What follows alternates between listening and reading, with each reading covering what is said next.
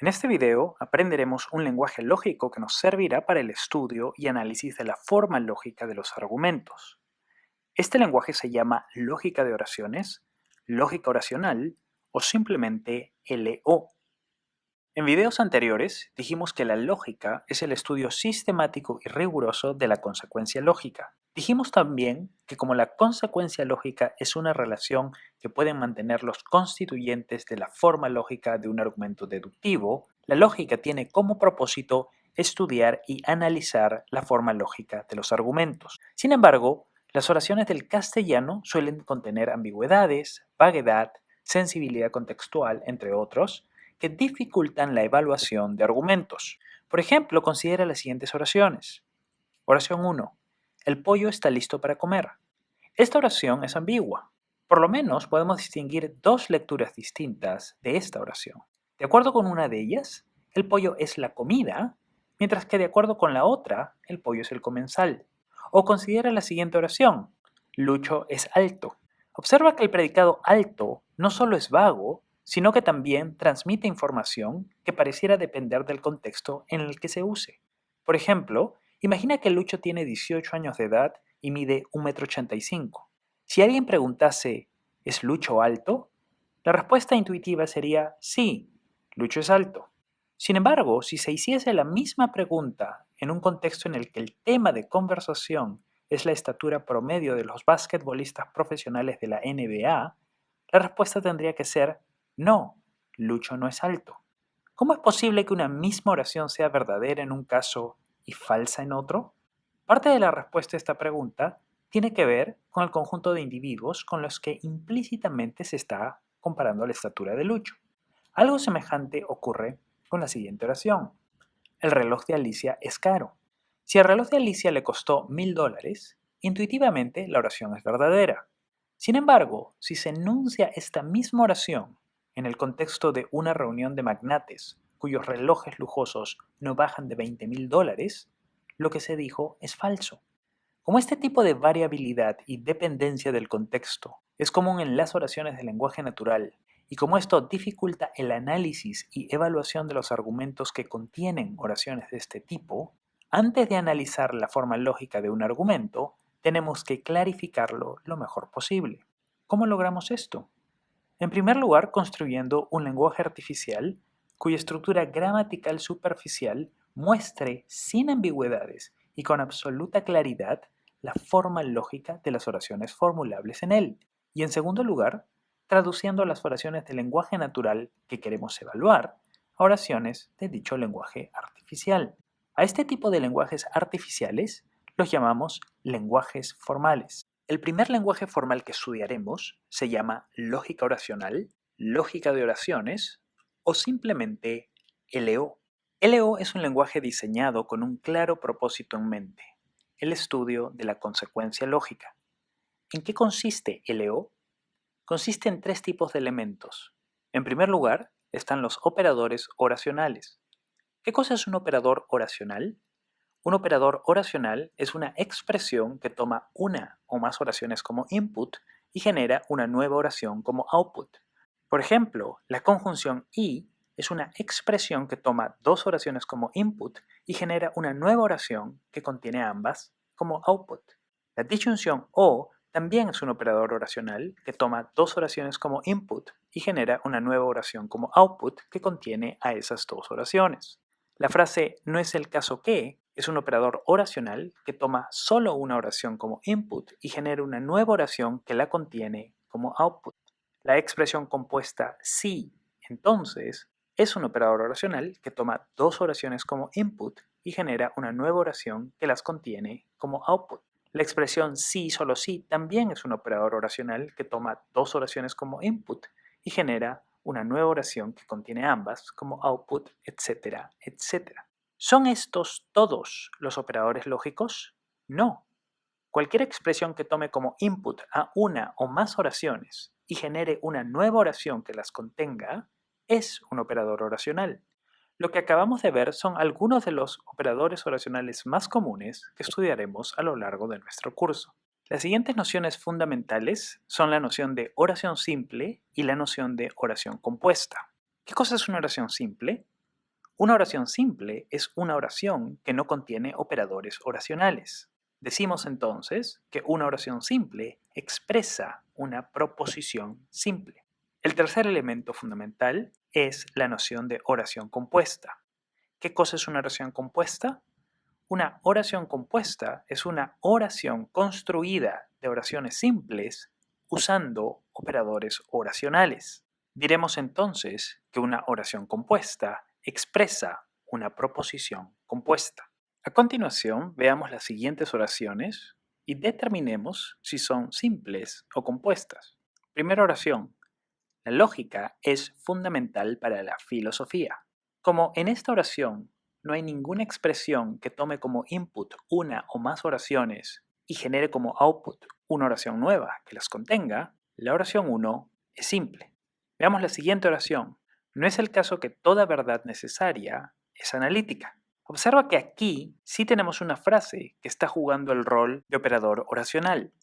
La frase es, no es el caso que. ¿Cómo sabemos que esta frase es un operador oracional? Lo sabemos porque está tomando a la oración toda verdad necesaria es analítica para generar la oración no es el caso que toda verdad necesaria es analítica. La tercera oración es la siguiente. Russell escribió Principia Mathematica y Tarski definió la noción de verdad. Claramente, esta oración es compuesta, ya que contiene el operador oracional y, que combina las oraciones simples. Russell escribió Principia Mathematica y Tarski definió la noción de verdad. La cuarta oración, Chomsky no es un anarquista, también es compuesta, ya que contiene el operador oracional no. Este operador oracional toma como input la oración declarativa Chomsky es un anarquista y genera como output la oración Chomsky no es un anarquista. La quinta oración es la siguiente. Frege y Russell son filósofos y matemáticos. Esta oración es compuesta ya que contiene el operador oracional y, que aparece dos veces, y combina las siguientes oraciones simples. 1. Frege es filósofo. 2. Russell es filósofo. 3. Frege es matemático. Y 4. Russell es matemático. A su vez, la quinta oración contiene las siguientes oraciones compuestas. En primer lugar, Frege es filósofo y Russell es filósofo. Y en segundo lugar, Frege es matemático y Russell es matemático. Si bien determinar si estas oraciones son simples o compuestas no es difícil, no siempre las cosas son tan sencillas. Por ejemplo, observa la oración 6. Arendt y Heidegger fueron amantes. Pregunta, ¿es esta una oración simple o compuesta? La respuesta a esta pregunta depende de la proposición, es decir, de la unidad de información que puede ser verdadera o falsa, codificada o expresada por esta oración. Una proposición que esta oración puede expresar es la proposición de que Arendt y Heidegger fueron amantes entre sí. Si este fuese el caso, esta oración codificaría o expresaría la proposición conjuntiva de que Arendt fue amante de Heidegger y Heidegger fue amante de Arendt. Si tenemos en mente esta proposición, la oración 6 es compuesta. Ahora considera la oración 7. El agua es una mezcla de hidrógeno y oxígeno. ¿Es esta oración simple o compuesta? Nuevamente, eso depende de la proposición que exprese o codifique. Como esta oración contiene la palabra y, uno podría pensar que, como en los casos anteriores, se trata de una oración compuesta. Sin embargo, si fuese compuesta, las oraciones simples tendrían que ser las siguientes. En primer lugar, el agua es una mezcla de hidrógeno y en segundo lugar, el agua es una mezcla de oxígeno.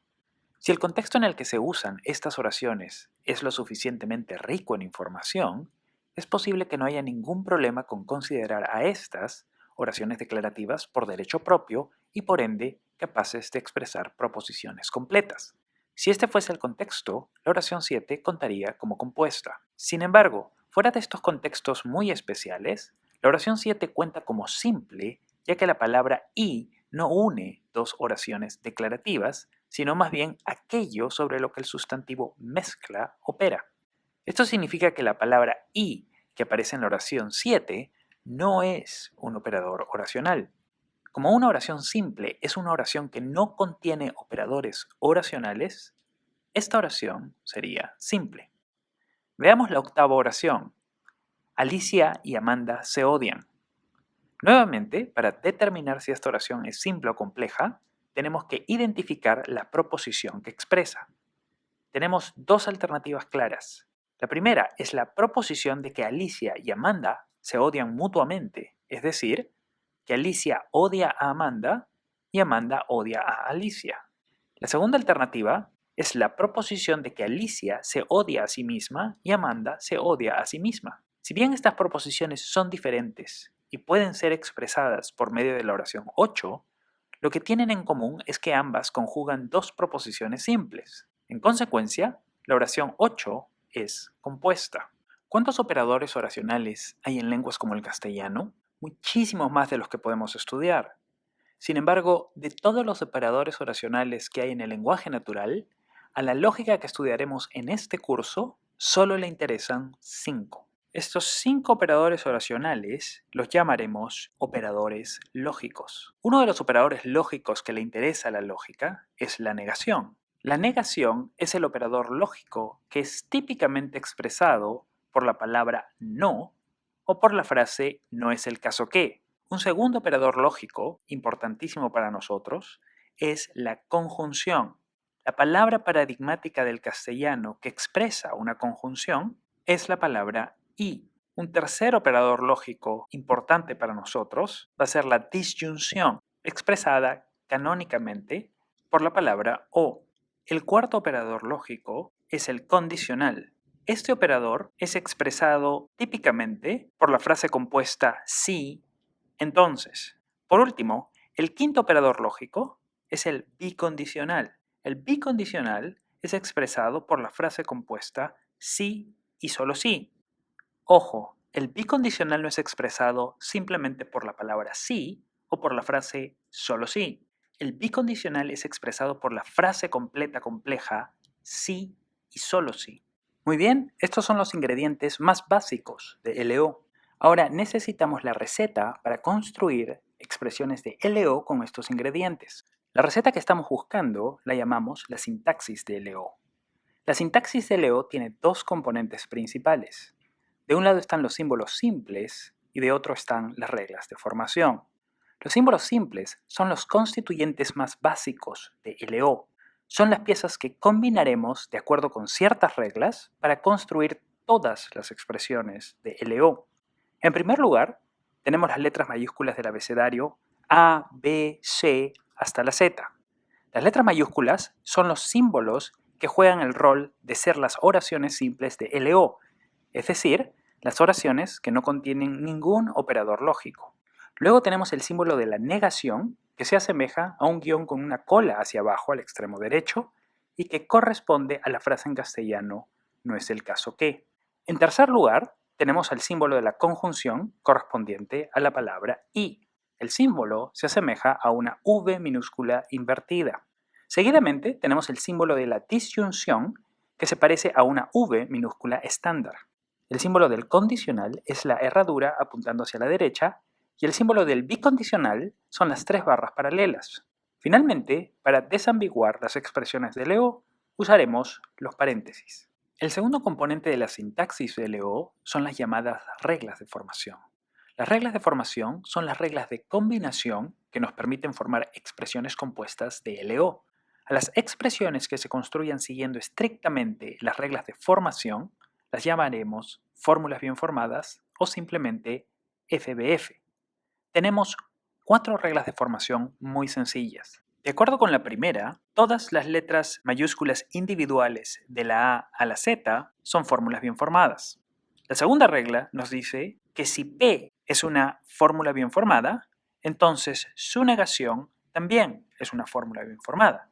La regla 3 nos dice que si P y Q son fórmulas bien formadas, entonces las siguientes también son fórmulas bien formadas. P conjunción Q, entre paréntesis, P disyunción Q, entre paréntesis, P condicional Q, entre paréntesis, y P bicondicional Q, entre paréntesis.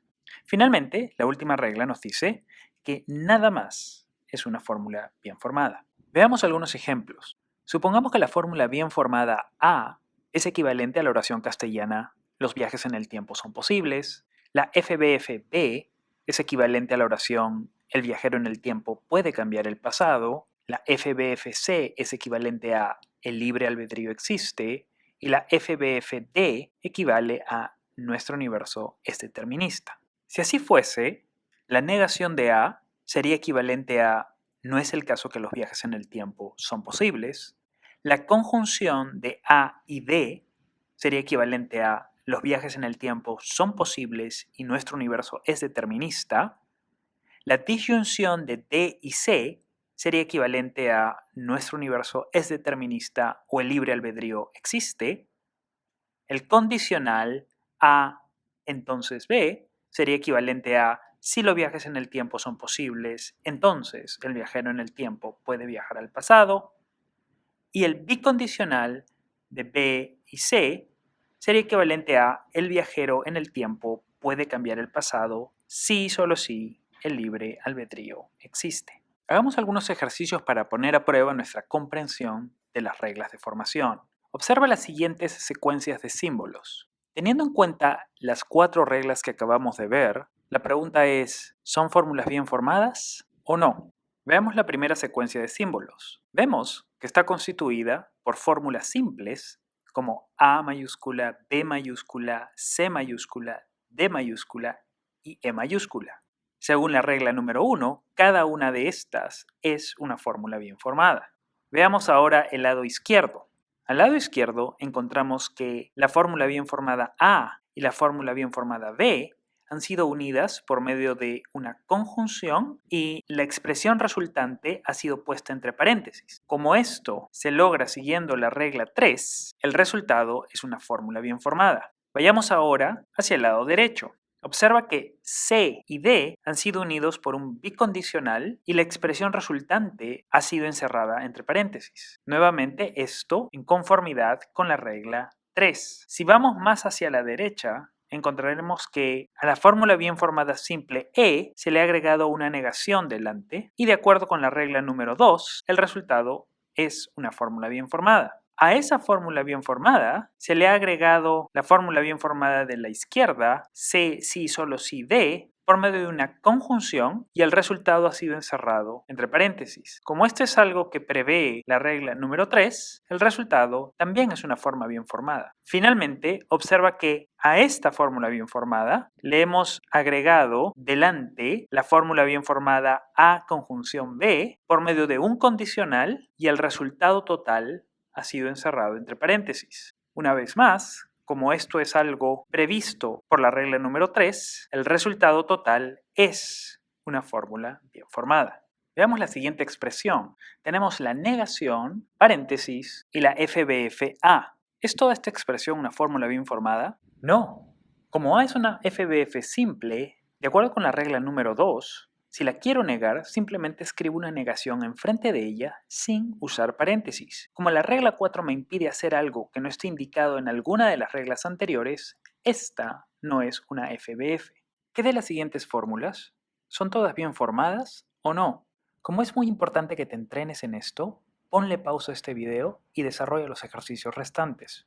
Una vez que termines, dale play al video y verifica tus respuestas.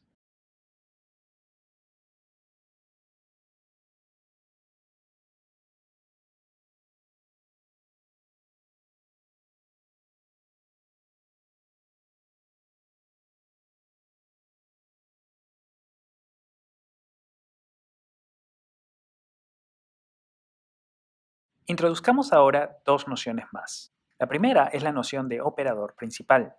El operador principal de una fórmula bien formada es el operador lógico que se introduce al último en la construcción de esa fórmula bien formada. La idea es la siguiente. Si comenzamos con fórmulas bien formadas simples, es decir, con letras mayúsculas individuales, y las vamos combinando de acuerdo con las 4 reglas de formación que hemos visto, el resultado será una fórmula bien formada compuesta. El operador principal de esa fórmula bien formada será el operador lógico que introdujimos al final de todo el proceso. El operador principal de una fórmula bien formada es el operador que determina la forma general de esa fórmula bien formada.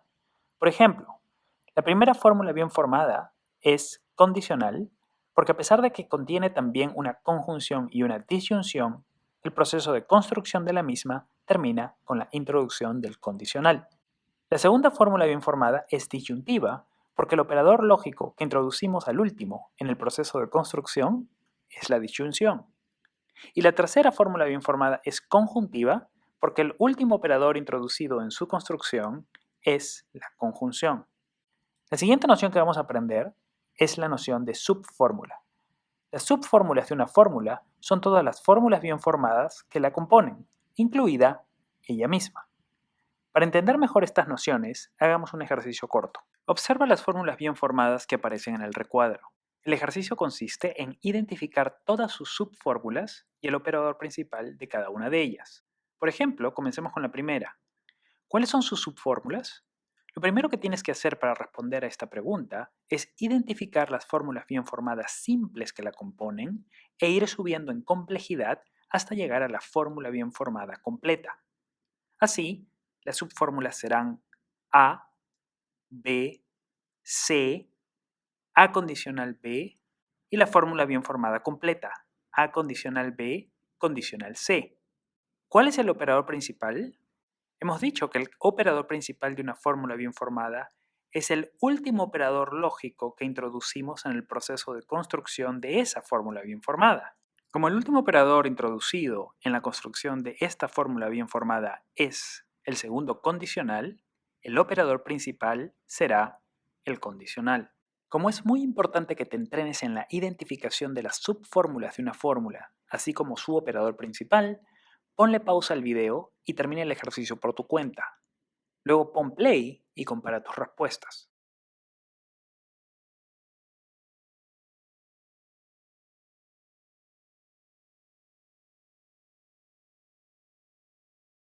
Para terminar, introduciremos una regla práctica que podremos aplicar cuando lo necesitemos a partir de este momento.